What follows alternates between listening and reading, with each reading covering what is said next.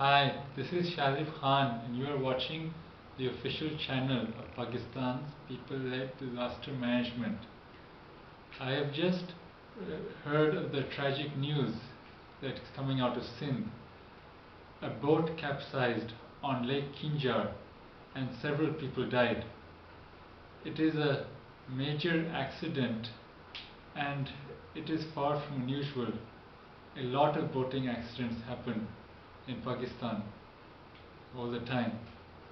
In this most recent incident, according to the reports that have come out so far, the boat had 13 passengers and one boatman. All the passengers were female. They were out picnicking and the boat apparently was overloaded.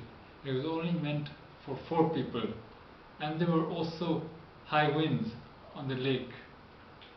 Because of these two factors, the boat must have capsized, and 10 of the passengers on board died, while rescue workers, they came to the site swiftly and they went into the lake and did an extensive search, and they rescued 3 of the passengers.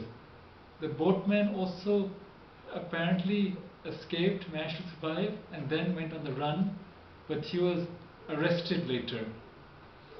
Now, Lake Keenjhar is a popular recreational area, especially for people from Karachi, and boating there is under the oversight of the Sindh Culture and Tourism Department. However, safety standards there are very lax. Boats are often not well maintained and tend to be overloaded a lot. Passengers often complain that there are not enough life jackets available for them, and there are no lifeguards at the lake. So this is a huge problem, and it's also a problem that exists all across Pakistan. I and my mother have personally experienced it. When I was 4, we went to boat on Rawal Lake, which is in Islamabad, and there was no life jacket for us. We asked the boatman for life jackets, but he said, no, it's safe, come on in. And we had to insist to him that he bring life jackets and that he inflate them. This is probably not something that every person in Pakistan does when they go to avail themselves of boating services. So there needs to be a lot that has to be changed. We need to improve water transport safety in Pakistan, and that falls upon the government most of all. Arresting boat operators after a tragedy happens is quite easy, and it seems to be the only thing we do, but there's a lot more that we need. We need to actually take steps to make sure that tragedies do not happen in the first place, and we cannot leave it all on the boat operators, on boating services. I mean, people who run these services, they're often poor and they struggle to make ends meet. So that means there's an incentive for them to run boating services and get people out onto the water, and for them to cut down on safety standards. So it is the responsibility of the authorities to change this. There are water transportation authorities in Pakistan, but what we need is for every province to have a website detailing its water transport services and describing in full detail its safety standards and what people need to know when they're out on the water. And we have to ask the authorities in Pakistan, what is their water tourism and transport policies? I made this video in a haste after hearing of the tragic news, and so I'm just going to ask the government a series of questions. I'm going to ask them, how do they maintain safety standards on the water? First, we start with boating services. What does the government do to make sure that boating services are certified? How do they regulate boating services? How are boats maintained and inspected? Are they maintained and inspected periodically with inspection stickers issued and updated? Are all boat operators well trained? Are they all certified, and do they have different licenses for different kinds of vessels? How reliably do boat operators report any defects that appear in the boats and go to fix them? If boats need to be fixed, do boat operators have to pay for the fixing themselves, or does the government subsidize boat repairing and maintenance? What does the government do to make sure that boating services have a supply of life jackets on hand all the time, and that there are life jackets made available to each and every passenger, and that these life jackets are safe, that they are well kept, they don't have defects in them? How do you make sure of that? Before every trip, are passengers required to inform boaters of whether or not they can swim, and whether they know the depth of the water they're going into, and whether they exempt the boating services from liability should anything happen? Do they make a written statement to that effect?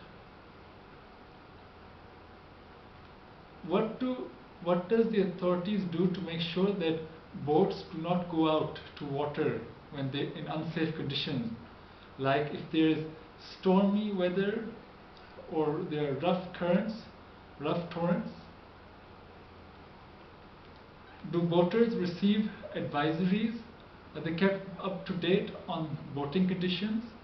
Do they receive radio reports, radio messages about whether it is safe to boat and where it is safe to boat? What do the authorities do to make sure that boats do not go out to areas beyond the easy reach of rescue workers? Do they make sure of this in the first place? Do they require boating services to have such a policy? Do they make sure that boating services always know the depth of the water that they're traveling into? Is the depth of water mapped and charted, and every boating service made aware of it, well informed in it? And are boat operators well trained in what to do in times of disasters? It's not just preparedness and regular running of boating services. Are they prepared for every contingency, and do they know what to do when things go wrong and people are in danger? How often are lifeguards present as they should be in well-frequented water areas? How does the government maintain lifeguard services? What are they doing to make sure they are lifeguards, and how well trained are the lifeguards? Finally, when the crisis strikes, they have to make sure that there are rescue services on hand always. What does the government do to make sure that people who are in distress in the water, who are in danger in the water, will have rescue workers come to them as quickly as possible with all the right equipment? How well trained are rescue workers? And does every water body have a rescue service of its own? Are there enough rescue workers, enough rescue equipment? And how does the government make sure that rescue workers are well trained, that they know what to do in every situation? And finally, we have to make sure, we have to know who is in charge of what. What is the jurisdiction for each area? What authority do rescue services fall under? Do they fall under the local police, under rangers? What about boating services? Who is in charge of oversight of boating services? Where is the jurisdiction?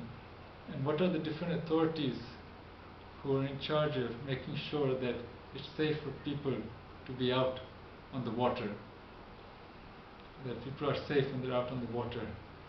Now, these SOPs should be especially observed. Safety SOPs should be especially observed for recreational boating, but they should be also observed every time people are out on the water, whether it's people who are traveling from one place to another, or it's fishermen, people who are fishing, anybody who's on the water, anybody who's near the water.